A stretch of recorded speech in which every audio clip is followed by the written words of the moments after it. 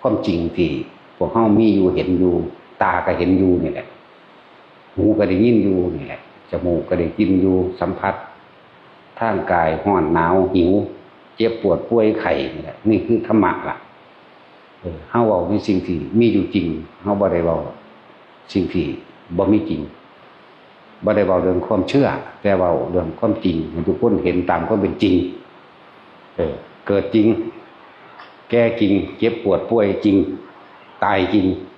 พัดพรากจากสิ่งที่รักจริงๆนี่แต่เฮ็ดจังได๋เฮาสิบ่ทุกข์กับมันยอมรับกับมันนี่ต่างหากธรรมะ จังว่าบัดนี้โดยความจริงอีกหลายๆอย่างที่ว่าออกมาเทียบคือทุกคนก็ปรารถนาความสุขความสมหวังความสบายนี่ก็จริงของความเห็นแก่ตัวของแต่ละคนก็ว่านี่ก็จริงแต่ทุกคนก็อยากให้จีรังยั่งยืนอยากมีอยู่จังซั่นแล้วก็บ่อยากเจ็บบ่อยากปวดบ่อยากป่วยบ่อยากพัดพรากจากสิ่งที่รักที่หวงแหนบุคคลที่เคารพบูชาหรือบุคคลเป็นที่รักผัวเมียลูกเต้าหลานหรือสัตว์อันเป็นที่รักบ่อยากให้เขาเจ็บปวดป่วยตายนี่ก็จริงนี่คือความจริงที่เฮากำลังเข้าไปยึดว่าบ่อยากเจ็บบ่อยากปวดบ่อยากป่วยบ่อยากตายบ่อยากพัดพรากมีอยู่สิ่งใดก็ให้มันมีอยู่สิ่งนั้นตลอดนี่ก็คือเฮาเว้าสิ่งที่มีอยู่จริงแล้วบาดนี้ตามความเป็นจริงแล้วสิ่งทั้งหลายเหล่านั้นมีความเกิดขึ้นเป็นธรรมดามีความเปลี่ยนแปลงเป็นธรรมดามีความแตกดับตายเป็นธรรมดานี่แม่เฮ็ดจังได๋เฮาสิสามารถที่สิอยู่กับมันได้โดยบ่สะทกสะท้านบ่สะเทือนและเข้าใจกับความจริงสิ่งนี้ได้คนที่หลักตายก็เป็นธรรมดาโดยธรรมชาติของมันย่อมเป็นเช่นนั้นบุคคลที่รักที่เคารพที่บูชามารดาบิดาเป็นต้นครูอาจารย์หมู่นี้เขาต้องยอมรับมันว่าต้องตายหรือต้องจากความหิวความร้อนความหนาวทั้งสี่เขาก็ต้องยอมรับมันว่ามันเป็นสิ่งที่ทนได้ยากแล้วบ่มีผู้ใดอยากทนแต่ก็ต้องยอมรับในสภาพของมันแล้วก็ปรับปรุงเปลี่ยนแปลงตัวเองในการบำรุงหรือเฮ็ดกับมันให้มันถูกต้องหนาวก็เฮ็ดให้อุ่นให้ร้อนก็เฮ็ดให้เย็นหิวก็หาให้กินเป็นธรรมดาได้สิ่งใดสิ่งหนึ่งมากก็เป็นธรรมดาบ่เข้าไปยึดแต่ก็ต้องได้ใส่หรือมันต้องสูญหายไปก็เป็นธรรมดาเหมือนกับเมื่อมีคนยกย่องสรรเสริญเฮาก็ต้องมีคนที่นินทาเฮาเหมือนกันนี่ก็จริงอันนึงเป็นจังได๋เฮาสิอยู่ระหว่างทำกลางสิ่งเหล่านี้ได้โดยบ่นำเข้ามาคิดเฮ็ดให้ตัวเองเป็นทุกข์เป็นเดือดเป็นร้อนที่จะเอาชนะหรือที่จะให้เขายอมรับบ่ต้องการเอาชนะแบบบังคับข่มเหงหรือต้องการแบบให้เขายอมรับนะนั่นแหละลักษณะเฮ็ดจังได๋เฮาสิอยู่เป็นกลางๆกับสิ่งทั้งหลายทั้งปวงเหล่านี้ได้ คือว่าสัพเพธัมมานารังแปลว่าสิ่งทั้งหลายทั้งปวงที่มีอยู่จริงสัมผัสได้โดยตาโดยหูโดยจมูกโดยลิ้นโดยกายเด้แล้วก็รู้โดยใจนั่นนี่เรียกว่าสัพเพธัมมานารังสิ่งทั้งหลายทั้งปวงบัดนี้อภินิเวสายะเด้นะบ่ควรเข้าไปยึดมั่นถือมั่นนี่แหมหรือเวลาเฮาเห็นเวลาเพิ่นซักผ้าบางสกุลเวลาเอาผ้าจากคนตายมาใส่ตะกี้ซักผ้าบางสกุลคือดึงเอาจากศพเลยเด้ห่อผ้าเก่าๆดอกเขาจะไปห่อศพคนตายเอาไปถิ่มไปตามปราสาทพิดิบมั่งถิ่มไปในที่แล้วแต่นั่นแหละเวลาเพิ่นให้เฮายังความสลดใจให้เกิดขึ้นในตนเองให้เห็นตามความเป็นจริงเด้อนิจจาวัฏสังขารานี่อุปัฏฐวาจะทามิโนอุปชิตวานิรุชันติเตสังบูปสโมสุโขนะอนิจจาวัฏสังขาราสิ่งทั้งหลายทั้งปวงมีความเกิดขึ้นเป็นธรรมดาหมุนเวียนไปเป็นธรรมดาหาความจีรังยั่งยืนไม่ได้อันบุคคลทั้งหลายพึงเข้าใจบุคคลทั้งหลายพึงยอมรับนั่นแหละจึงบอกว่าความเข้าไปสงบระงับดับความคิดสังขาร คือบ่มีสิ่งใดสิ่งหนึ่งเป็นไปได้ดังที่เรายึดจึงบอกว่าความสงบระงับคือดับความคิดนั่นแหละเด้อเป็นสุขอย่างยิ่งคือสงบเป็นในเฮ้าน้อมเข้ามาว่าเราก็จะเป็นเช่นนี้เฮ้าก็จะตายแบบนี้นั่นแหละตัวนี้ก็ยอดถ้ำทั้งเบิดนี่แหละอนิจจาวัฏสังขาราเนี่ยสังขารทั้งหลายมีความเกิดขึ้นธรรมดามีความเวียนแปลงเป็นธรรมดาหมุนวนไปเป็นปกติของมันแบบนั้นนี่คือธรรมชาติที่มันเป็นมีความเกิดขึ้นคือว่าอุปะนะอุปะนี่อุปทวาเนี่ยเป็นอุปัทวายธรรมิโนเนี่ยมีความเกิดขึ้นเป็นธรรมดาอุปชิตวานิรุชันติเกิดขึ้นเป็นธรรมดามีความเสื่อมสลายแตกดับเป็นธรรมดาความเข้าไปสงบระงับดับสังขารเป็นสุขอย่างยิ่งเนี่ยให้เฮาเรียกว่าบ่หวั่นไหวกับสิ่งเหล่านี้แล้วเพราะว่ารู้ตามความเป็นจริงมีต่างหากธรรมะนี่เฮาบ่ได้เว้าเรื่องลึกลับซับซ้อนอีหยังหรอกพยายามสิชี้ชัดชี้ลงไปให้เห็นความจริงที่ตาเห็นอยู่หูได้ยินอยู่จมูกได้กลิ่นอยู่บ่ว่าคนตายบ่ว่าสัตว์ตายเน่าเหม็นเช่นกันแม่นบ่ล่ะบ่ว่าคนบ่ว่าสัตว์ก็ตายเช่นกันนี่นะเหตุจังใดเฮาสิอยู่ใส่ชีวิตแบบบ่เข้าไปยึดมั่นถือมั่นหรือเหตุให้เกิดการปฏิฆะอาฆาตซึ่งกันและกันบ่เข้าไปฆ่าล้างทำลายอิจฉาริษยาหยังนั่นแหละเหตุจังใดเฮาสิอยู่ได้ปกตินั่นเฮาจึงต้องอาศัยการได้ยินได้ฟังธรรมคำว่าธรรมกับความจริงในสิ่งทั้งใดทั้งปวงที่แสดงอยู่เดี๋ยวนี้เรียกว่าธรรมก็ดีให้เข้าไปเห็นหรือน้อมเข้ามาพิจารณาในตนเองตามความจริงแล้วคือตัวเฮาเองไม่ต้องการให้ผู้ใดผู้หนึ่งมาเบียดเบียนทำร้ายให้เราเสียชีวิตและทรัพย์สินนี่คือเฮาก็บ่ต้องการเนาะเราคิดว่าผู้อื่นสิต้องการอยู่บ่นั่นแล้วคุณจังเมื่อทำอันเป็นเครื่องปกครองโลกทำอันเป็นโลกบาลฮิริโอตปะมีความละอายแก่การกระทำของตัวเองไปในทางที่เบียดเบียนทำร้ายให้ผู้ใดผู้หนึ่งเสียชีวิตและทรัพย์สินตลอดทั้งคนและสัตว์นั่นแหละเราก็ให้มีความหวาดกลัวสะดุ้งหวาดกลัวในผลของการกระทำที่ตัวเองได้กระทำแล้วเพราะทุกสิ่งทุกอย่างถ้าเฮาได้มีจิตเจตนากระทำลงไปแล้วมันก็ฝังอยู่ในความรู้สึกเฮานี่เด้มันบ่ไปไหนสัญญามันก็ฝังไว้ในนี่จำได้คือเก่าแม้เจ้าสิตัวผู้อื่น100คนสั่งใดก็ช่างแต่ตัวเองนั่นน่ะโกหกตัวเองไม่ได้เลยสิ่งนี้นี่ต่างหากล่ะนั่นแหละจึงบอกว่าถ้าเฮาสิเฮ็ดอิหยังลงไปเฮาก็ถอนถ้าเขาจับได้บัดนี้ตัวเองก็ต้องรับคือเก่าเห็นมั้ยแต่ความจริงทั้งในน่ะในความรู้สึกของแต่ละคนมันจดจำอยู่คือเก่านั่นแหละนี่แหละจังว่าธรรมะคือธรรมชาติในสิ่งทั้งหลายทั้งปวงบ่ว่าคนบ่ว่าสัตว์มีความเกิดขึ้นเป็นธรรมดามีความเจ็บปวดป่วยและตายจากกันเป็นธรรมดาโดยธรรมชาติต่างคนต่างก็อยากอยู่มีชีวิตเป็นปกติสุขบ่มีผู้ใดอยากทุกข์หรอกนี่เห็นไปตามนี้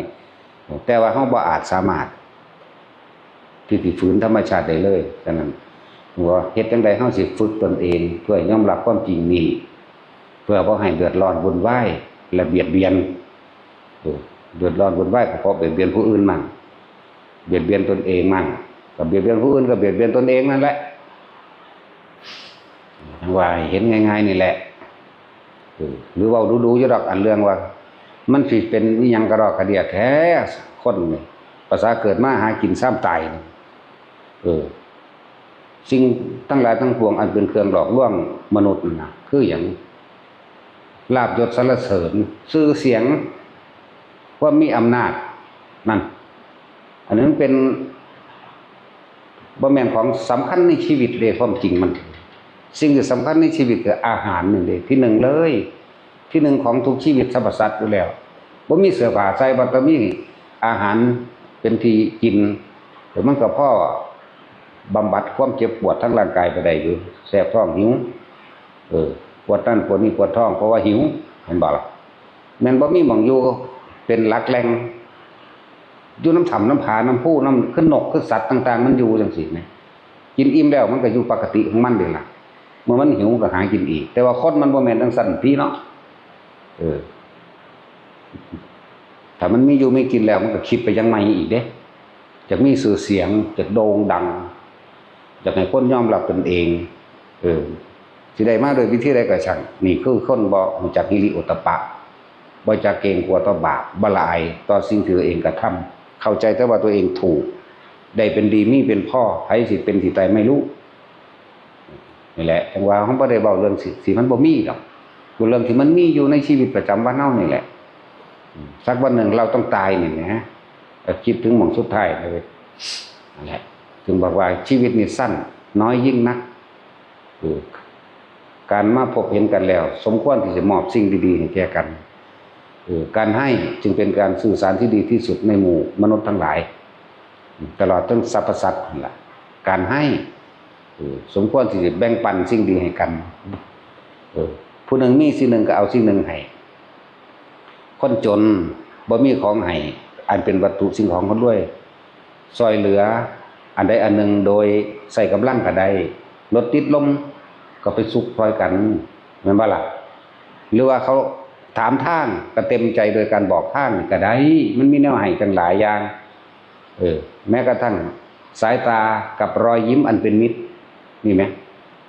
หรือไต่ถามไปทางใดน้อมาตาใส่น้อกินข้าวเราไปกินน้ำเด้อจังซี่ก็ได้มันก็มีพอได้ให้กันจังซั่นแหละ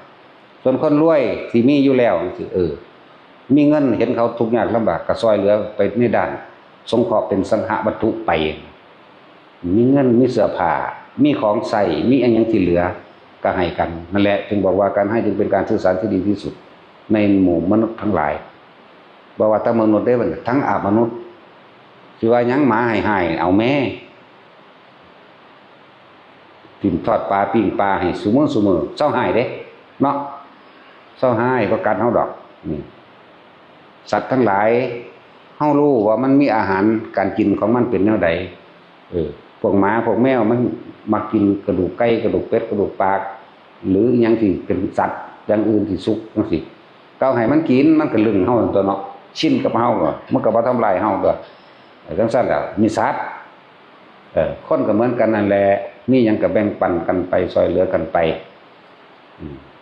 มีตั้งหากที่เป็นเครื่องอยู่ที่สัตว์โลกสิอยู่รวมกันได้โลกใบนี้มีใบเดียวคนทั้งโลกสัตว์ทั้งโลกใส่น้ำกันความเห็นแก่ตัวได้ทำลายโลกจักว่าล่ะความเห็นแก่ตัวสิแม่นอันใดอยากมีเกียรติยศชื่อเสียงยิ่งใหญ่อยากร่ำรวยกว่าไผก็คืออยากมีอำนาจในการบังคับข่มเหงผู้อื่นให้ทำตามใจตนเองให้เขายอมรับตนเองนั่นแล้วต่างคนต่างเห็นแก่ตัวทำลายโลกบัดนี้เนาะตัวคนธรรมดาจนๆนี่เขาหาอยู่หากินแค่เลี้ยงชีวิตสืบมือไปส่วนว่าเขาไปในป่าเขาก็ไปหาเห็ดหรือหาไม้ก็มาแค่เห็ดสร้างบ้านพอได้อยู่หรือหาฟืนมาพอได้หุงต้มแต่คนเห็นแก่ตัวมันบ่เป็นจังซั่นสัมปทานใหม่ตัดเอาเป็นร้อยเป็นพันเป็นหมื่นเป็นแสนป่านั่นป่านี่เอาจนเบิดแม่นบ่ล่ะบัดนี้ฝนตกฟ้าห้องลมแผ่นดินถล่มตลอดทั้งน้ำท่วมโทษว่าธรรมชาติโหดร้ายสัตว์คักๆแล้วโหดร้ายสัตว์ที่เห็นแก่ตัวนั่นแหละคนนั่นแหละพวกวุ่นวายพวกเห็นแก่ตัวนั่นแหละเจาะภูเขาเนาะเจาะภูเขาเอาก้อนหินมาบดเป็นนั่นเป็นนี่มีอำนาจเอาสัมปทานว่ากูเป็นเจ้าของหินไปละบาทนี่เห็นบ่ล่ะกูเป็นเจ้าของดินป่านี่เจ้าของไม้ป่านี่เจ้าของบ่อน้ำมันมาในนั่นในนี่ไปนั่นแล้วโลกมีอันเดียวลุ่มทำลายมันอยู่นี่บาดสุดท้ายก็ตายไปพร้อมกันเบิดมันนั่นสิมีอยู่ดอกนาจริงๆมันอายุยืนอยู่ดอกแต่คนรักษามันเป็นเนาะแต่นี่เว้าเรื่องใหญ่เกินไปเรื่องกว้างเกินไปเนาะแต่ว่าในคำว่ากว้างเกินไปในความเห็นแก่ตัวของคนที่อยากควบคุมก็เกิดจากคนผู้เดียวเกิดจากใจอันเดียวนี่แหละแคบๆผู้เดียวซะก่อนเมื่อแสวงหาผลประโยชน์เอาผู้อื่นมาเป็นสมัครพรรคพวกมันบ่ล่ะ มันก็เกิดจากหนึ่งแหละมันจึงมีสองสามสี่ห้าถึงล้านเนาะสั้นตัวนั่นแหละขุดเจาะเข้าไปเดี๋ยวกันก็ว่าโลกมันเอียงไปจังสั่นเกิดแผ่นดินถล่มเกิดสึนามิน้ำท่วมเนาะความเห็นแก่ตัวของคนนั่นแหละถ้ามันเป็นปกติของมันอยู่แล้วมันบ่เอียงซ้ายเอียงขวาดอกนั่นแหละเกิดจากความเห็นแก่ตัวฉะนั้นถ้าพูดถึงว่าแบบนี้เฮาบ่อาจสามารถสิไปห้ามความคิดใครใดเนาะบ่อาจสามารถไปห้ามความคิดความเห็นแก่ตัวผู้ใดได้ฉะนั้นเฮาก็เห็นเข้ามาในภายในแก่ตัวของเฮาเองเห็นหยังเห็นความรังแกเห็นความเอาเปรียบเห็นความทุกข์อันเกิดจากความเกิดนี่แหละเห็นทุกข์จากความเกิดมาก็ต้องหาอยู่หากินหิวร้อนหนาวเกิดมาก็ต้องเจ็บปวดป่วยได้บัดเกิดมาก็ต้องอีหยังเฮ็ดให้กูเกิดอีหยังเฮ็ดให้กูทุกข์มันก็เห็นเหตุของมันตัวสาเหตุสมุทัยสาเหตุความเกิดกับความคิดในความอยากใดอยากดีอยากนี้อยากเป็นอยากนั่นอยากนี่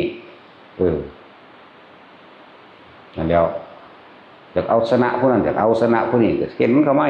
หันตัวนั่นแหละแต่บ่ฟังทำบ่เข้าใจดอก ธรรมะจึงเป็นของทุกชีวิตสรรพสัตว์ในโลกคือความจริงทั้งหลายที่แสดงอยู่นี่น่ะนี่แค่เสี้ยวนึงที่เฮาแสดงอีกนัยยะนึงก็คือเด้ธรรมะนี่อเนกอนันต์กว้างขวางโดยปริยายแต่ว่าก็รวมอยู่ในใจดวงเดียวนี่เด้อบ่ได้ไปใส่เด้อใจเป็นใหญ่ใจเป็นประธานอยู่ได้นี่แต่เฮาเข้าใจแล้วเฮาบ่อาจสามารถไปปรับปรุงและเปลี่ยนแปลงผู้อื่นได้ปรับปรุงตัวเองดีกว่าเปลี่ยนแปลงตัวเองดีกว่าเพื่อให้ถอดเพื่อให้ถอนเพื่อให้เห็นตามความเป็นจริงถอดถอนก็คือการเห็นความจริงการเกิดก็คือการเริ่มตายแล้วก็การเกิดมันบ่แม่นแค่ว่าเกิดแล้วสิไปตายโดยที่บ่เจ็บบ่ปวดบ่ป่วยบ่มีได้บาดนะว่าล่ะเกิดแล้วก็ต้องร้อนต้องหนาวต้องหิวต้องเจ็บไข้ได้ป่วยบ่สบายต้องซ่อมแซมความเสื่อมสภาพในชีวิตของซ่อมไปซ่อมมาก็ตายคือเก่าบัดเนาะนี่แม้ความจริงเฮาเห็นตรงนี้แล้วถอนความยึดมั่นถือมั่นถอนเอาเองดอกแต่มันเห็นล่ะมันบ่เข้าไปถือเอามันบ่เข้าไปดิ้นรนอีกแล้วมันก็แค่ว่าหาอยู่หากินไปแค่ซ้ำตายนั่นไปหนึ่งเด้คือเฮาอ่านประวัติศาสตร์อันนั้นอันนี้ผู้นั้นก็ตายผู้นี้ก็ตายเด้เนาะเฮาเป็นหยังคือบ่มาคิดซะว่ากูนี่เป็นไผกูนี่เปรียบเทียบสมหมด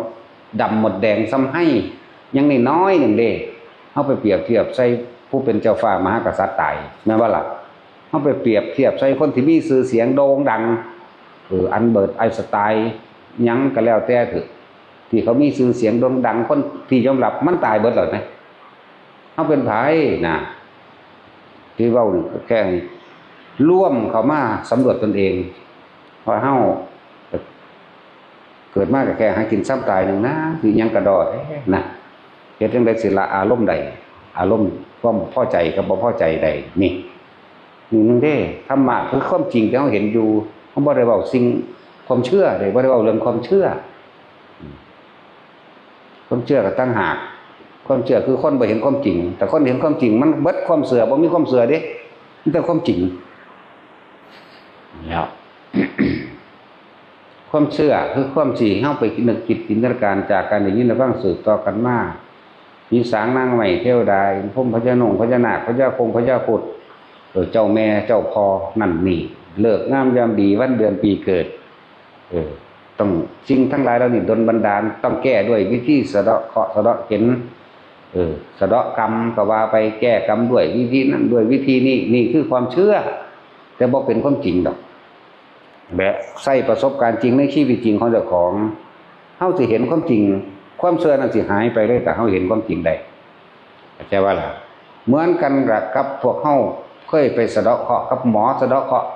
หมอนั่นหมอนี่แก้จังซี่มันก็คือเก่ามันนั่นแหละมันเศร้าอยู่บ่เศร้าก็แล้วกันน่ะเหมือนกันกับคิดเอาสิ่งที่มันง่ายนี่เวลาเฮาอยากได้นั่นอยากได้นี่ขอจากการให้ทานก็มีขอจากเทพเจ้าขอ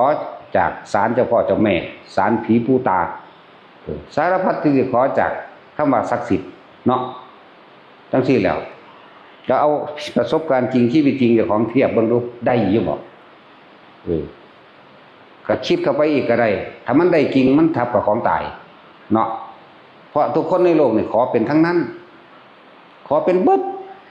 บ่แม่นแต่ศาสนาพุทธขอเป็นเบิดโลกเลย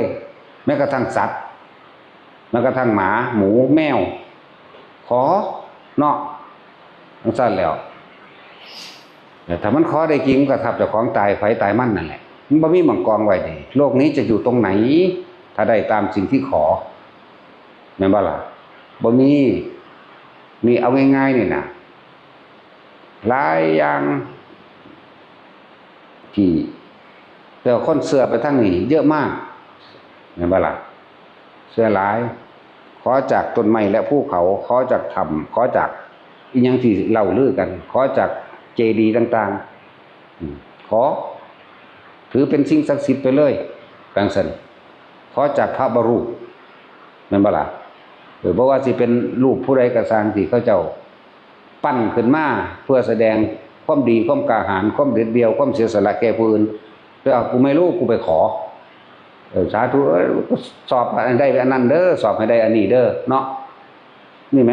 สาวจากพระอินทร์พระพรหมนี่ไหมนี่คือความเสื่อไหมมันเป็นความจริงอยู่บ่ล่ะใช้ประสบการณ์เจ้าของเรื่องไปเลยขอจะพ่นปวกมันพ่นปวกพ่นคอยเนาะ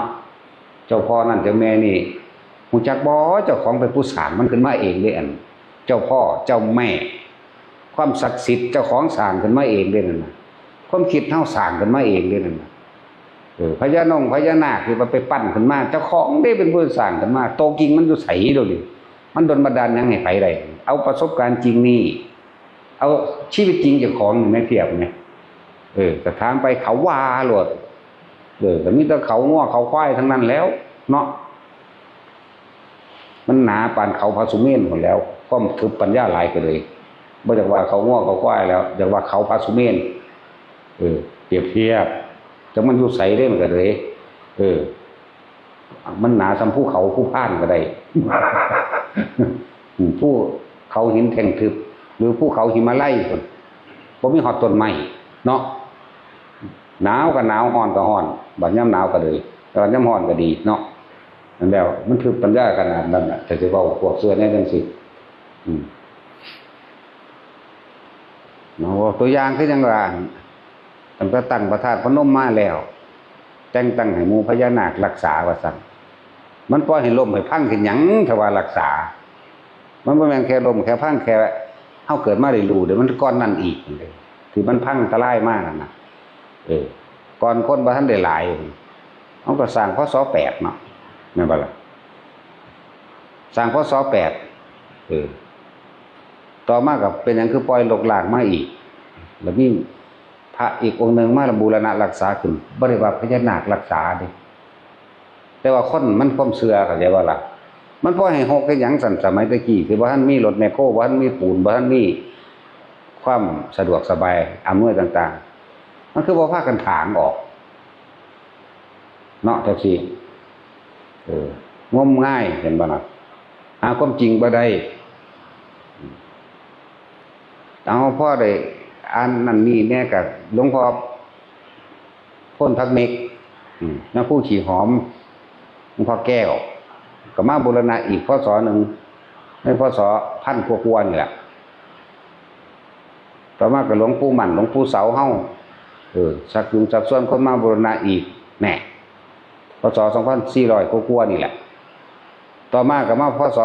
2518แล้วล่มอีกกับพระเจ้าแผ่นดินพระเจ้าแผ่นดินที่เก่าเฮานี่ได้แหละมาบูรณะแม่นบ่ล่ะก็จังซั่นแล้วผมบ่เห็นนาคตัวใดแม่ นี่คือเอามาเว้าให้ฟัง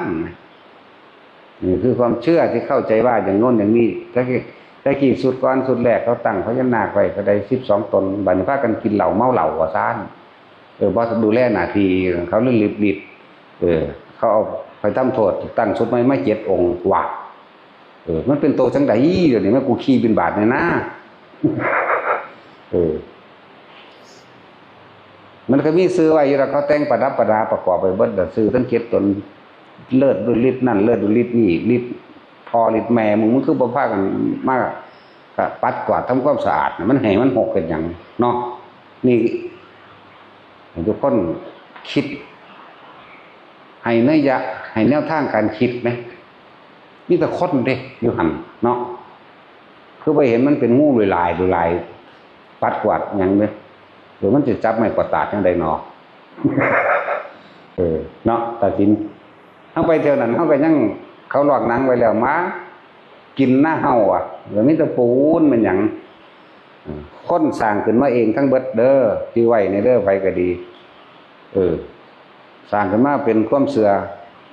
แล้วก็หากินน้ำความโง่ของความเสือของคนเอง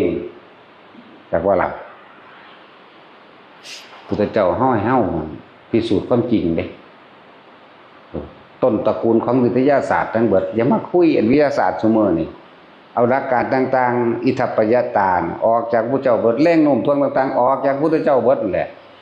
สัพพธาตุนาธาตุญาณะนี่ทั้งหลายออกจากพุทธเจ้าทั้งเบิดนั่นแหละที่มาตะใสโลกกลมเพิ่นก็ฮู้ว่ากลมจักรวาลนี่มี4โลกนี่เพิ่นก็ฮู้มาก่อนนั้นดวงดาวอันนั้นดวงดาวนี่เพิ่นก็รู้มาเบิดนั่นแหละภาษามาเว้าทีหลังสรีระร่างกายอาการ32ก็บ่จดเอาน้ำเพิ่นนี้กระดูกมีจักท่อนเอ็นมีจักท่อนเอาไปเอามาไล่เอาน้ำเพิ่นนี้เยื่อหูมีจุดดำๆมีตัวรับคลื่นเสียงสั่นจังซี่ก็มาจดเอาน้ำเพิ่นนี้2,000 กว่าปีล่ะเนาะเพิ่นให้พิสูจน์ได้ต้นตระกูลเลยวิทยาศาสตร์ไปอีกคือพุทธศาสตร์จักบ่ล่ะ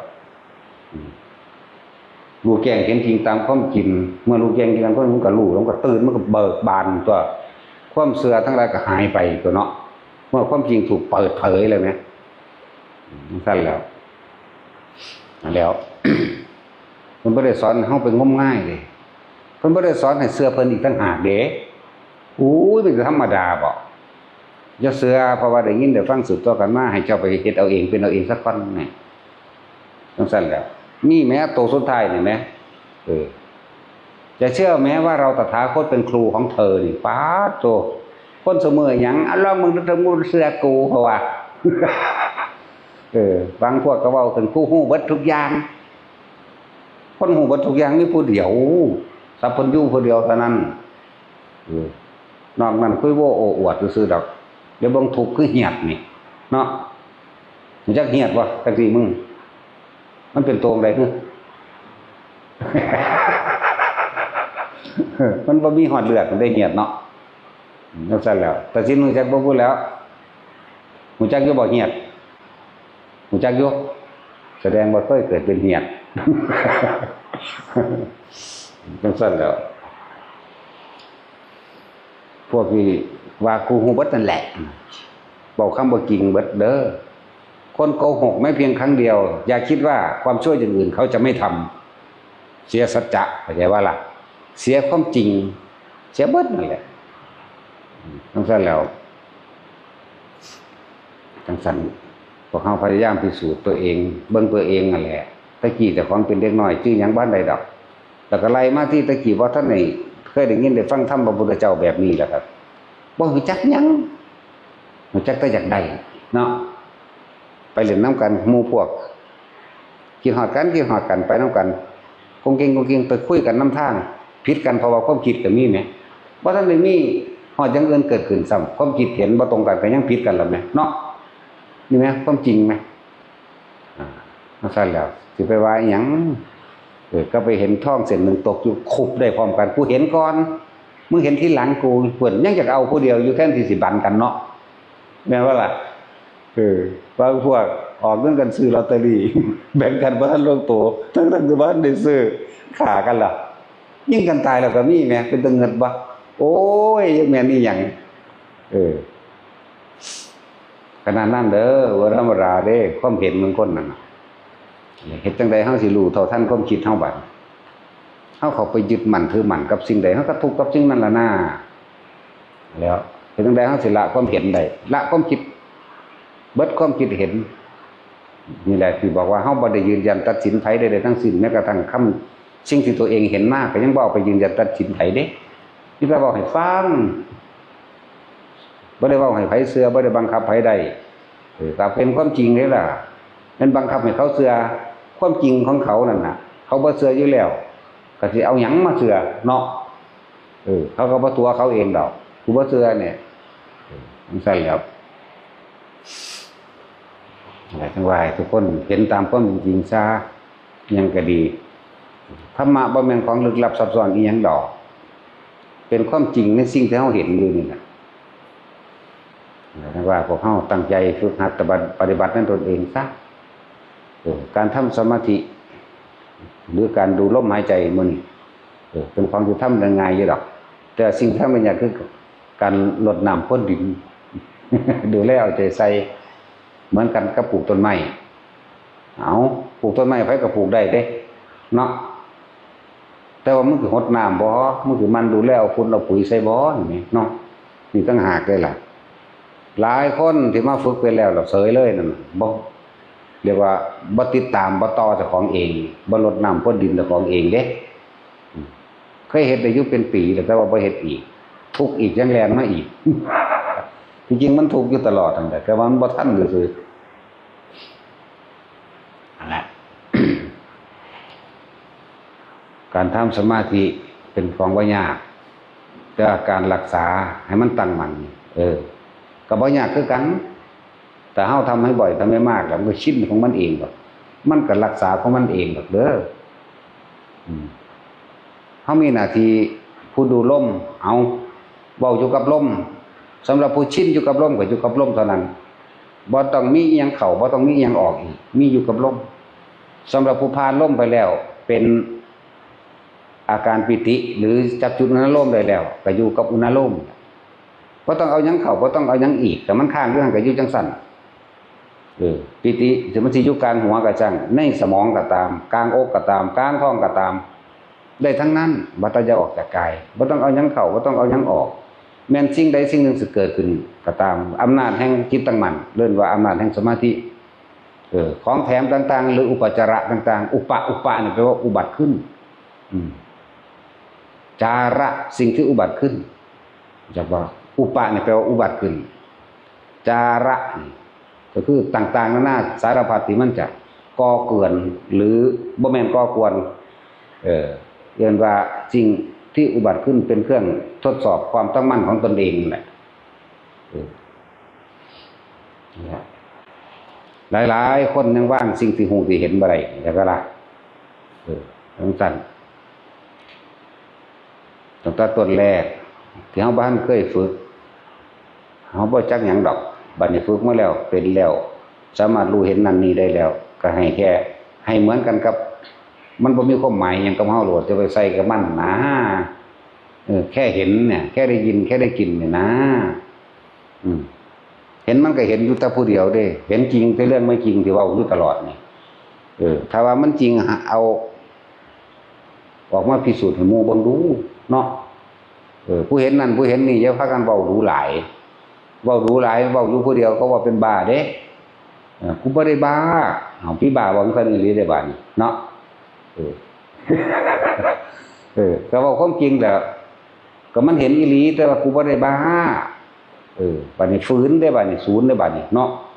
เขาก็จับผูกแข่งผูกกาใส่เตียงสีดยาซึมเซ่อไปได้บัดนี้แล้วบ้าแท้บัดนี้พี่บ้าก็จังซั่นอีหลีเด้แน่แล้วมันเป็นเรื่องเฉพาะเห็นไผเห็นมันคุยกับคุยได้เฉพาะพวกที่เหมือนกันเท่านั้นแหละคุยแล้วเดี๋ยวบ่แม่นไปถือเอาเด้เรื่องการเห็นหลายรักก็สิเว้ามานั่นน่ะแล้วมื้อนี้แต่ว่าอันนั้นมันเป็นเรื่องเฉพาะตนที่พอไผก็บ่เห็นนำได้แล้วแต่ว่าเฮาเรื่องเว้าเรื่องที่เฮาเห็นนำกันนี่แหละที่เฮาเห็นนำกันเห็นหยังว่านั่นแหละอากาศมื้อนึงมีร้อนมีหนาวแม่นบ่อันนี้จังบ่บัดนี้เปลี่ยนแปลงไปเสมอเนาะเป็นหยังคือมันคือเปลี่ยนแปลงก็มันเป็นธรรมชาติของมันแบบนั้นเฮาสิไปบังคับให้มันหนาวอยู่เลยร้อนอยู่เลยเย็นอยู่เลยก็บ่ได้เนาะเฮ็ดจังได๋เฮาสิว่างมันได้เนี่ยแน่แค่เข้าใจธรรมชาติสิ่งใดสิ่งหนึ่งเกิดขึ้นเป็นธรรมดาสิ่งนั้นก็เปลี่ยนแปลงเป็นธรรมดาดับไปเป็นธรรมดาแค่นี้เองนึงก็สิไปโอดโอยไปศูนย์มันเฮ็ดหยังฮ้อนโคตรพ่อโคตรแม่มึงแหละเด้เนาะเฮ้ย กูจะเอาปืนมายิงตะเวนซะแล้วก็ว่าเดี๋ยวหันฮ้อนหลายเนาะถ้ามันหนาวก็จะดึงตะเวนลงมาใกล้ๆเด้มันสิเอาจังไดกันแน่คนนี่ วุ่นวายนั่นแหละเฮ็ดจังได๋เฮาสิเบิดความเป็นคนนั่นแหละ เบิดความวุ่นเบิดความวายคนแปลว่าคณะนี่ต้อง2ขึ้นไปเนาะต้องมีเรื่องถกเถียงกันอยู่แล้วเนาะ จังซั่นแหละไหลเห็นตามความเป็นจริงผู้ใดเกิดมาแล้วเห็นว่าเป็นทุกข์อย่างยิ่งนี่แหละ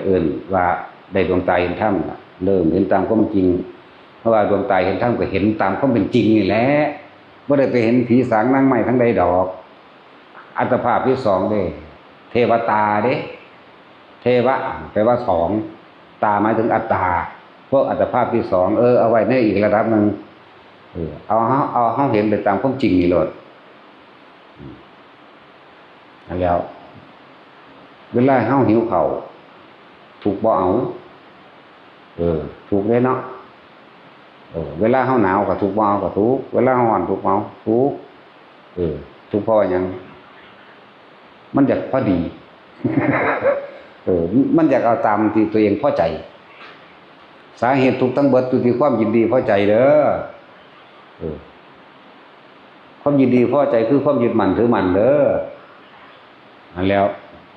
นำได้กระสร้างทั้งปรารถนาความสุข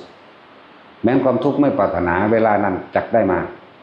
เพราะสุขกับทุกข์เป็นของติดกันแล้วพอใจกับบ่พอใจอยู่นำกันเด้เนื่องกันอยู่ในหันเข้าใจว่าล่ะมันแยกกันบ่ได้เด้ก่อนกลมๆเนาะนั่นแหละมันกลมๆอยู่นำกันเลยสั่นแล้วบอกให้ทุกคนเห็นตามความเป็นจริงซะสิ่งทั้งหลายทั้งปวงเกิดขึ้นเป็นธรรมดาแตกดับเป็นธรรมดาเฮาบ่ควรเข้าไปยึดมั่นถือมั่นคือมันบ่มีสิ่งใดเป็นไปตามความพอใจที่เฮาอยากให้มันเป็นมีนึงเด้ความยึดมั่นถือมั่นจักบ่ล่ะมันบ่มีสิ่งใดที่เป็นไปดังใจที่เฮาอยากให้มันเป็นคนเฮาอยากให้มันเป็นคืออยากให้มันเป็นตามที่ตัวเองพอใจนึงเด้แม่นบ่ล่ะแม่นบ่แท็กซี่มึงพอใจเมียมึงเฒ่าอยู่บ่จากมัน18คือเก่านี่เนาะบ่เป็นไปได้ดอกมันต้อง80 มันก็เดินทางเข้าไปสู่ความล่วงโรยมึงเห็นบ่ผู้เฒ่ามึงคิดว่ามึงสิเฒ่าแบบนั้นบ่ล่ะกูก็บ่อยากเฒ่าแต่ว่ากูก็ต้องเฒ่าเนาะความจริงกูว่าอยากเฒ่าแต่กูอยากตายต่างหาก แน่ก็จังซั่นตัวมึงเห็นบ่ยัง3ขา4ขาแล้วก็มีหาลังคนยางเป็นล้อเลยบ่มีขาเข้าใจบ่นี่รถเข็นมั้ยเป็นล้อเลยได้นั่นน่ะย่างบ่ได้เลยไงว่าซั่นแล้วบางคนก็3ขาบางคนก็4ขาเนาะบัดนี้ย่างแบบบ่มีขาเป็นล้อเป็นงูเลยเลื่อยไปเลยเห็นบ่ล่ะว่าซั่นแล้วไผสิอยากเป็นเอาบ่มีผู้ใดพอใจอยากเป็นแบบนั้นดอกบ่มีผู้ใดพอใจนี่แหละจังว่าให้เห็นหยังเห็นความอยากของเจ้าของเองเห็นตัวนี้ให้มันเกิดความในให้มันเกิดความเห็นจริงว่าเกิดซะใดเป็นหยังก็เป็นแบบนี้เป็นทุกข์เพราะว่าหยังเพราะว่าอยากให้มันเป็นไปดังที่ใจตัวเองอยากให้เป็นคือความพอใจนั่นเองทุกข์ทั้งเบิดรวมอยู่ที่ความพอใจฟังไว้ดีๆเด้อแม่นบ่ล่ะแล้วคนหาคนเถียงกันทุกข์และสุขเกิดอยู่ไสเขาว่าพวกมันเกิดอยู่กายผู้นึงเกิดอยู่เวทนา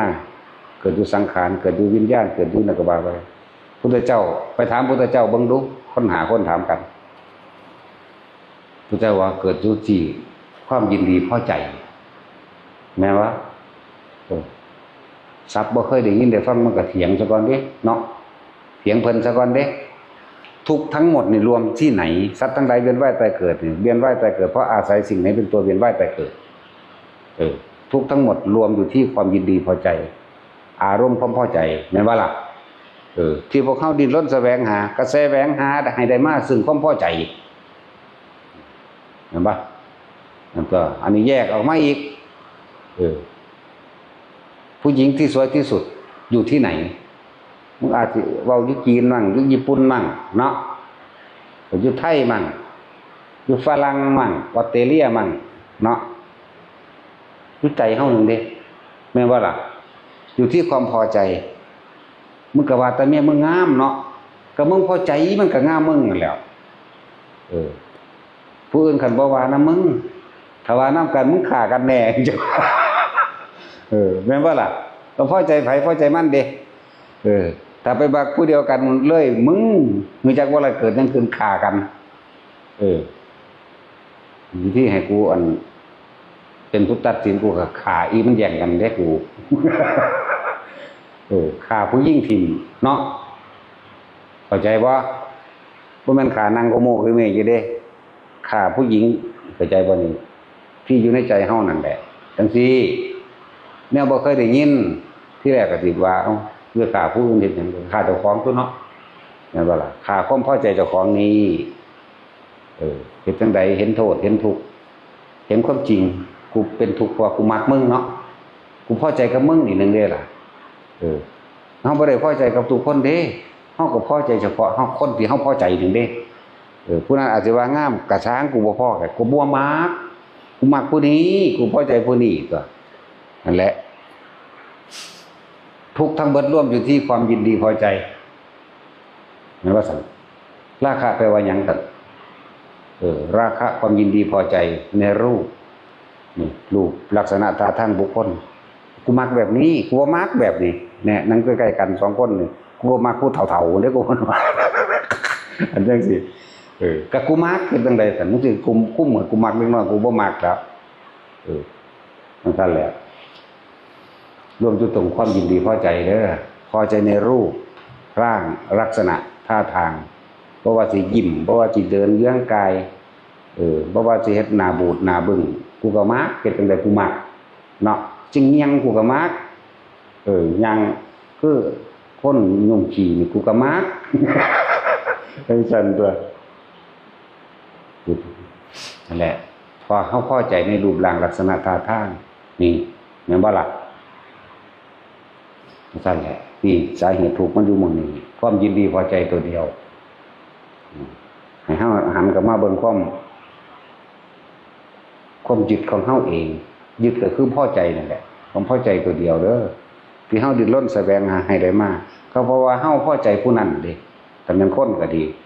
สัตว์ก็เหมือนกันแม่นว่าละบาดบางคนจะไปง้อควายมาเลี้ยง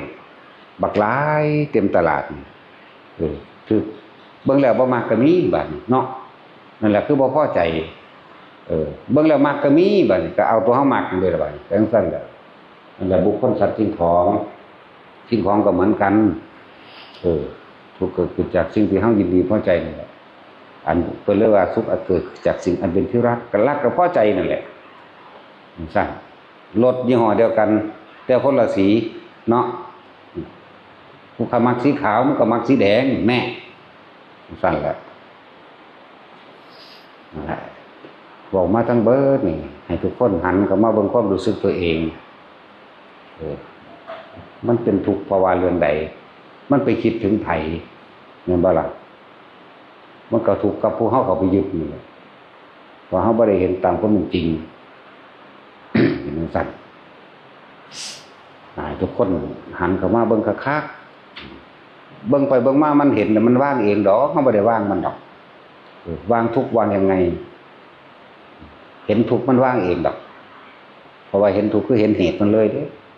ส่วนมากคนมันบ่เห็นมันมีแต่แสวงหาตามความพอใจจะได้รถแต่แสวงหาเงินมาซื้อรถตัวเนาะบ่ได้คิดตอนเจ้าของเมื่อยนี่เด้คิดอยู่บางที่เวลามันนั่นได้หลายทางบ่แม่นมันเลยเหตุมันเข้าไปมันคิดหาแต่บางอย่างจักได้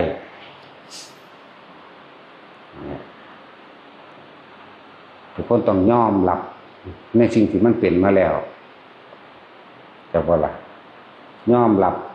แล้วก็พยายามเป็นหยังเป็นเกิดเป็นแก่เป็นเจ็บยังตายเท่านั้นเด้อบัดนี้เด้อที่มันมีชีวิตอยู่เดี๋ยวนี้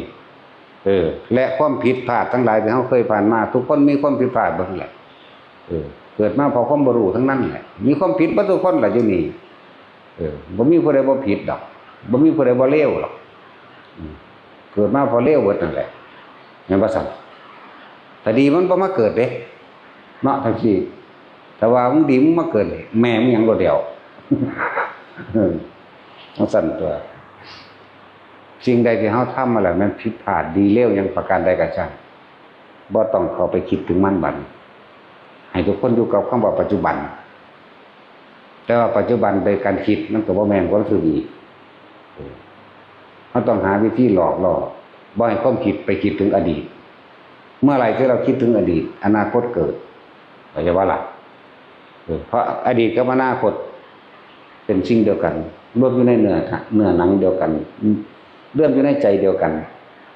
สุขกับทุกข์ก็รวมอยู่ในหม่องคิดเดียวกันคือใจว่าใจก็คือความรู้สึกนี่ความรู้สึกก็คือพอใจกับไม่พอใจนั่นแหละแต่ว่าเหตุทั้งปวงอยู่ที่ความพอใจตัวเดียวนี่เด้อให้มันฮู้จักว่าแต่สิเปรียบเทียบอย่างนึงกิเลสละเอียดนี่เห็นยากเนาะความยินดีความพอใจความใดดังใจเห็นยากเห็นเหตุแห่งทุกข์เห็นสาเหตุมันยากเด้เข้าใจบ่มื้อนี้นั่งสมาธิมื้อใดก็สงบโอ้ยกูมักแบบนี้กูมักแบบนี้แม่นบ่โอ้ยไปอยู่หันสงบคักอย่าไปเนาะติดมังหันสงบแน่นี่เอิ้นว่ากิเลสละเอียดมันเห็นยากนั่นแหละแต่กิเลสหยาบจังเห็นง่ายว่าเขามาด่าเปลี่ยนศูนย์มือคือโลดเนาะนี่เห็นง่ายนั่นแหละถึงบอกว่าคนเฮามันเป็นทุกข์เพราะว่าเฮาปรารถนาความสุขปรารถนาในความพอใจในความอยากได้จะให้มันเป็นแบบนั้นมันพอใจมันได้ดิ้นรนให้มันเป็นแบบนั้นเดี๋ยวมันร่วมจะมองใดล่ะเมื่อใดที่เธอปรารถนาความสุขมันบ่นี่เมื่อนั้นทุกข์ก็จะติดตามเพราะสุขกับทุกข์เป็นของติดกันเมื่ออะไรที่เราคิดถึงอดีตอนาคตก็เกิดพร้อมกันอดีตอนาคตปึ๊บเฮ็ดจังได๋สิฮู้ปัจจุบันฮู้ปัจจุบันบ่แม่นฮู้ด้วยการคิดตอนนี้กูอยู่ปัจจุบันเด้แต่ว่าล่ะลมหายใจต่างหากโดยบ่ต้องคิดลมเข้าลมออกลมเข้าลมออกหรืออยู่ระหว่างกลางหน้าผากอุณหลมนี่แหละจึงบอกว่าจึงเน้นย้ำแบบให้ทุกคนเข้าใจในจุดเดียวหลายศัพท์ที่เฮานำมาเว้าให้คนเข้าใจฐานที่ตั้งแห่งจิตมั่นจิตตั้งมั่นต้องมีที่ฐานที่ตั้งมั่นความรู้สึกในกายมั่นนี่เอาไว้หน้าผากเด้อไว้หน้าผากเด้อเลยเอาจุดเดียวบัดนี้ก็จะบอกว่าปีตินั่นแหละเป็นตัวรับประกันว่าเป็นผู้ทรงฌานเป็นเรื่องฌานแม้ฌานที่1 2 3เข้าใจว่าล่ะก็เลยว่าให้ทุกคนนั่นน่ะมาฝึกอย่านี้ออกจากฐานที่ตั้งแห่งจิตคือกายเวทนาจิตเวทนากายร่วมกันเป็นหนึ่งอยู่นี่มันจะเป็นอุเบกขาเองดอกอยู่หน้าผากเฮาเอาจุดเริ่มต้นไว้หน้าผากตะกี้ก็ว่าอยู่ท้องมันหรือนั่นอยู่นี่ว่าโอ้มันหลายเลื่อนลอยเดี๋ยวมันสิเป็นเอาเองดอกว่ะก็เลยเอาหน้าผากซะก่อนเดี๋ยวว่าจับจุดอุณโลมมันมีมาตั้งนานแล้วแหละคำว่าจังสิวันนี้เอาก็เลยเอามาตอกย้ำมันเข้าใจง่ายเบาง่ายๆนึบๆนิ่มๆน่วงๆตึงๆก็ว่าไปอยู่กลางหน้าผากเนี่ยเอาแค่นี้อยากบอกว่าเลยเอาความรู้สึกนี่มาคุยมากกว่าศัพท์มันปรุงแต่งไปต่างๆนานาบางคนก็เป็นบ้าบาลีโจทย์บาลีมาถามเฮาโอ้ยยังเป็นหยังดอกแล้วอันนี้แปลว่าจังใดเศร้าบ่แปลหยังแล้วเอาเฮ็ดจังซี่โลดเหลือบตาลงเบิ่งปลายดังเจ้าของต้อมสายตาเขาเบิ่งปลายดังเห็นบ่เห็นอยู่ทางคือบ่ชัดว่ะ มันเห็นล่างๆก็ยังว่าอยู่พื้นก็ล่างปลายจมูกก็ล่างเฮาบ่ได้บ่โฟกัสแล้วมันแม้กระทั่งว่าโฟกัสมันก็ยังล่างเห็นบ่ใช่แล้วหายใจเข้าหายใจออกไปเรื่อยๆว่า 2-3 ทีแล้วสิเกิดหยังขึ้นมาถามอีกอยู่ก็บ่ทันเฮ็ดอยู่ บางคนบ่เฮ็ดถามเอาแต่คำตอบรับรองว่าตอบพวกเจ้าได้เบิดล่ะซ้ำนั้นตอบได้เบิดสำหรับคนผู้นั้นอยากว่ามันค่อยเฮ็ดไปผู้เขาเฮ็ดได้บัดนี้เขาบ่สนใจคำถามคำตอบผู้อื่นเลยเขาซึ่งลึงเฮ็ดอยู่แต่เขาเลยบัดนี้เขาว่าอันนี้แม่นบ่เป็นต้นๆอยู่นี่แม่นบ่นั่นต่างหากผู้เขาได้ของจริงเนาะบางคนก็ว่าเป็นบ่อนๆเด้ว่าซั่น เป็นคือปลาดุกบอนนั่นภาษาความรู้สึกที่เขาออกมาเห็นไหมแล้วถ้าสิเทียบไปบางคนก็ว่าตึงๆบางคนก็ว่าน่วงๆบางคนก็ว่าโตนปนบอนบางคนก็ว่าหยุ่มมาเข้าไปแต่ความรู้สึกเดียวกันนั่นแหละนี่ต่างหากผู้เขาได้ของจริงบาลีเป็นบอนจักสิวางได้แล้วเป็นหยุ่มนี่ก็สิวางได้แล้วจังว่าถ้าคนเอาความจริงกับความรู้สึกที่มันเป็นโดดมันสิได้นั่นมากกว่าพวกท่องจำมาก็ดีอยู่ในลำดับหนึ่งบางที่ไปท่องจำไปบอกไปสอนแต่ผู้อื่นเฮ็ดจังซั่นเขาเสือกเฮ็ดได้อีหลีเป็นดีของผู้เฮ็ดเด้แต่ว่าผู้บอกผู้สอนเฮ็ดบ่ได้เนาะเอามันมีได้ล่ะนี่ยังละโพธิตาภิกษุนั่นแหละลูกที่เป็นพระอรหันต์เนาะมันเปรียบเทียบไปกี่ว่าเห็นใบลานเปล่า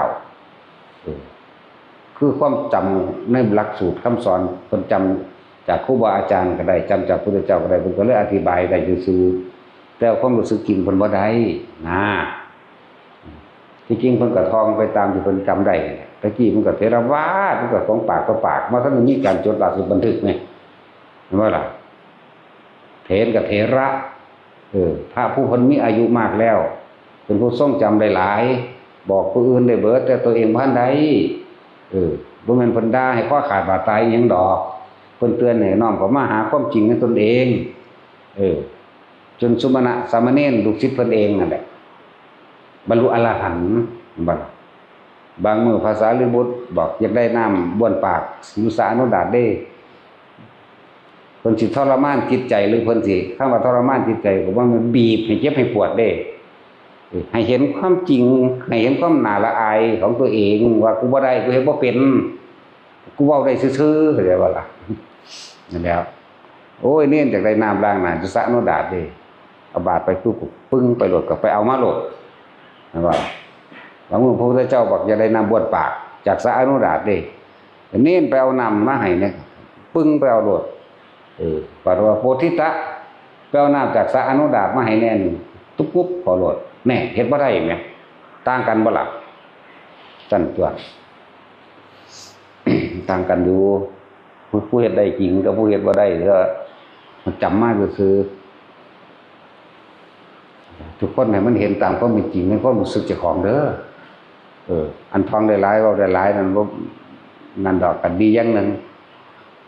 ถ้าจะเปรียบเทียบว่าเหมือนกับว่าบุรุษผู้รับจ้างเลี้ยงโคนั่นแหละบ่แม่นเจ้าของโคเนาะแต่ผู้ฝึกได้แล้วเท่ากับว่าเป็นดุจดังว่าเจ้าของโคสิค้าสิขายได้ทั้งนั้นเขาเป็นเจ้าของเด้พวกนั้นมันแค่คนรับจ้างซื่อๆเด้รับจ้างเบิดภาระคือตายลงมากินทานไฟในนรกพุ่นเด้คนธรรมดาเด้แนวนี้ก็แล้วถ้าว่าเอาจริงเอาจังบ่ซื่นบันไดดอกเด็กน้อยถ้าว่ามีท่านหูพึ่งขึ้นอยากถามมีเพิ่นเนาะถ้าว่ามีท่านแบบนั้นแบบนี้ก็อยากฟังจังซั่นแม่ว่าซั่นถ้าว่าความจริงเจ้าของนี่ยากปลูกต้นไม้ใครปลูกก็ได้เจ้าสิไปปลูกไว้หม้องใดก็สร้างแต่ว่าเจ้าบ่ตามไปรดน้ำพรวนดินใส่ฝุ่นใส่ปุ๋ยมันบ่ใหญ่บ่งอกงามอันนี้ก็เหมือนกันแต่เฮาฝึกไว้แล้วเป็นแล้วคือเริ่มต้นเหมือนกันกับปลูกต้นไม้ผลสิงอกงามหรือบ่ก็งามขึ้นอยู่กับการใส่ใจของเฮาเองขึ้นอยู่กับการทำให้บ่อยทำมามากเองผู้ใดอยากบรรลุเร็วก็เบิ่งลมอยู่หั่นแหละกุมไปกุมมาได้หั่นแหละ24ชั่วโมงธนาไม่ถ้ามันโสเป็นโสตายใส่จริงๆมัน7มื้อนึงได้ล่ะอย่างกลาง7เดือนอย่างซ่า7ปีขนาดย่างซ่าเนี่ยเฮายังสิถือว่าเร็วอยู่เด้เนาะอันว่าแต่สิกู30ปีมันเด้กูบ่ได้ธรรมดาเด้กูกุมไปกุมมาแล้วนำแนวหมู่นี่เดี๋ยวมาบอกเป้งปังอยู่นี่บ่ได้เฮ็ดมาหน่อยเด้อมันนั่นแหละมันค่าสนุกสนานเพลิดเพลินไปซะทางนอกหลายซั่นล่ะบัดมากุมเอาก็6เดือนกว่าๆแล้วนั่นแหละจังฮู้จักคือซื่อเด้บ่ไปบรรลุเด้อสิบอกให้จังฮู้จักคือซื่อเด้ โอ้มันเป็นแบบนี้เนี่ยก็เอามาบอกให้หมู่ฟังมาซื้อได้บัดเฮ็ดไว้เฮ็ดกระชางได้เนาะเฮาบ่ได้ลำบากนำเด้จักว่าล่ะพี่ตัวลำบากแย่งซีนกูเบิดแล้วบักหานี่โอ้ยบ่ได้ก็ถามหาแต่มันอันนี้น้อยอันผู้นั้นซึกแล้วบ่เพิ่นว่าซั่นมื้อแลงก็เห็นดอกว่าแต่เบิ่งมันสิแสดงเป็นพระเอกให้เบิ่งตัวดีว่าก็เป็นพระเอกตัวเด่นพวกเบิ่งนี่ได้ก็บ่ได้เบิ่งเฮาดอกพูนเบิ่งมันพุ่นนี่แหละอุปจารสมาธิจักบอกรุ่นเยอะแต่หัวสิโมงเพิ่นยามใดพวกเบิ่งกันน่ะเนาะรุ่นว่าหัวสิโมงเพิ่นยามใดเด้บ่ได้เอาใจใส่เขาเบาหรอกโอ๊ยปลุกซะเนาะโอ๊ยหงายซะเนาะอยู่ว่าเท่านั้นแหละวงงากแล้วก็โอ๊ยไปนอนได้แล้วเอาว่าเด้มันมีเวลานอนโพด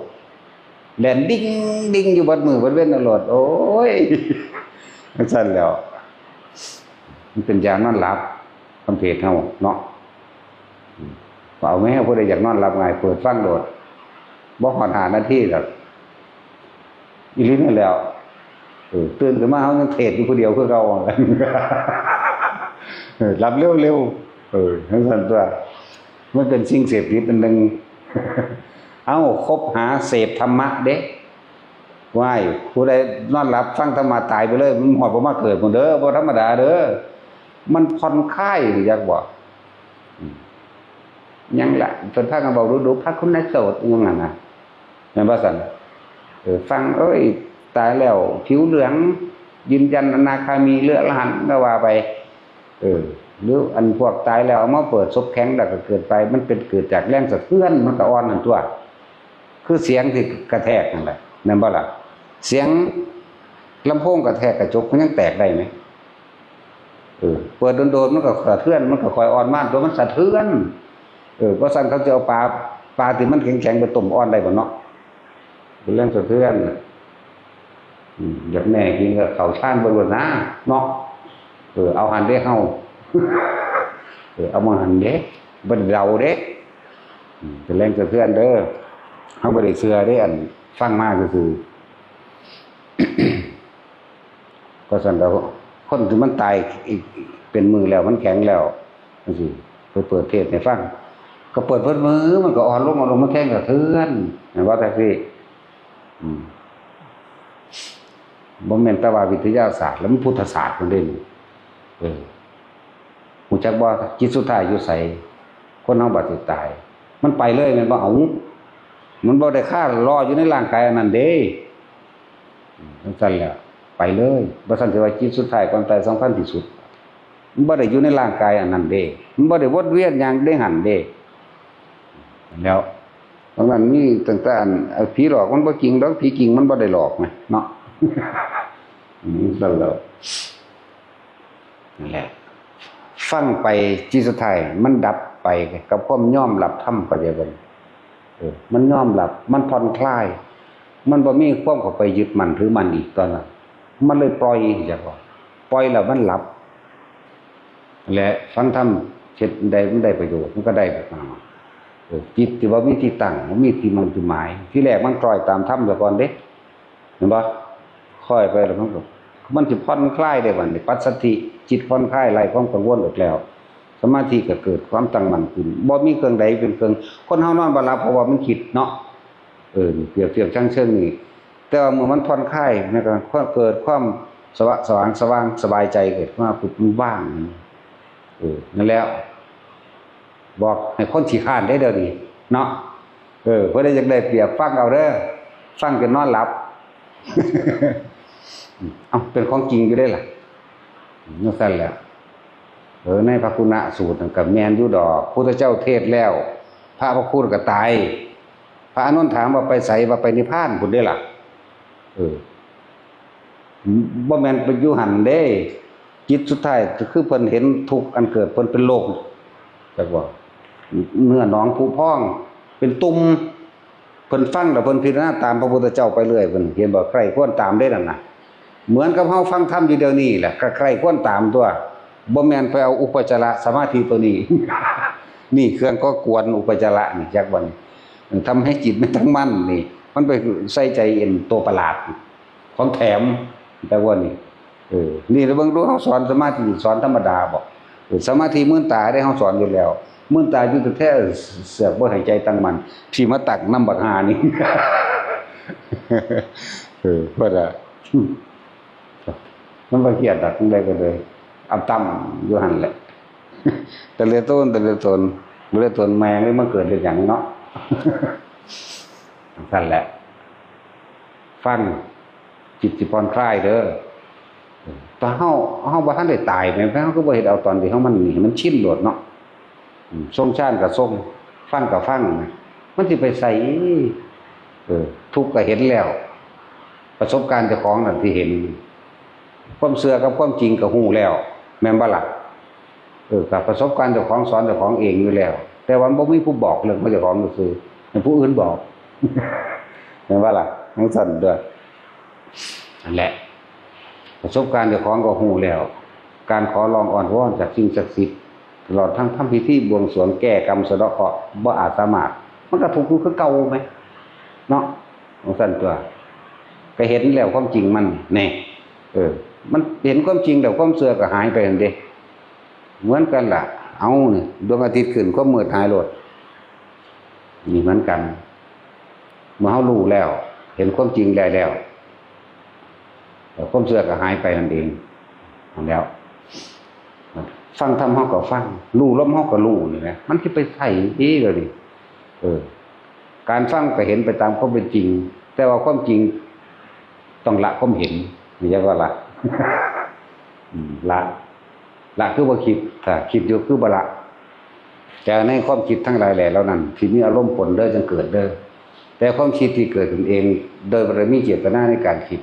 เกิดบ่ได้จากวันความคิดนั้นคือว่าสัญญาอันเป็นสังขารกรรมต่างหากนี่มันเป็นของปกติแต่ผู้รู้อยู่พี่เอาดีๆเด้อรู้อยู่พี่เด้อคิดมึงคิดไปโลดมึงอย่าเอาตัวนี้ออกไปนำมันหายใจว่าล่ะถ้าออกไปนำความคิดความรู้สึกนี่หายมีอารมณ์แล้วพอเกิดนี่แหละบางมึงคิดไปแต่ความรู้สึกนี่ยังอยู่ในโตคิดไปฮอดใส่กระสางแต่ความรู้สึกยังอยู่ดีบ่เกิดนี่นะซ้ำนี่เฮ็ดบ่ได้บ่เนาะเฮ็ดบ่ได้ก็ไปตายซะภาษาซ้ำนี่นะเฮ็ดดูเขามันชินของมันเองยืนเดินนอนนั่งได้ทั้งนั้นบัดนี้รู้ในหั่นแหละมึงคิดไปโลกกูไปนำมึงดอกนะจักว่าแหละหลายอย่างดอกที่แนมไม่บอกเฮาบ่ได้บอกให้ยากเลยง่ายๆคิดตั้งมั่นทั้งที่ยืนเดินนั่งนอนนั่งคิดตั้งมั่นทั้งที่รับตาและลืมตาบัดแต่นี่แหละตัวทุกคนนิยมให้ทุกคนมื่นตาเฮ็ดมันต้องเห็นจะว่าสงสัยขนาดบอกให้มื่นตาเฮ็ดแท้ๆบ่ได้ให้รับตาเฮ็ดเด้มันมี2นัยยะเด้รับตาเฮ็ดคือมันเชื่ออะไรสลับแบบงมง่ายเนาะมื่นตาเฮ็ดโลดแบบว่าล่ะหลายอย่างถ้ารับตาเฮ็ดไปอยู่ผู้เดียวนี่เนาะพอแขกมันหยังน้อบ่เด้ความย่านเกิดขึ้นขนลุกมือขึ้นมามันว่าเป็นปีติเด้มันย่านผีสั่นก็มีเด้เอาสมาทานโอ้มันตั้งใจดีอยู่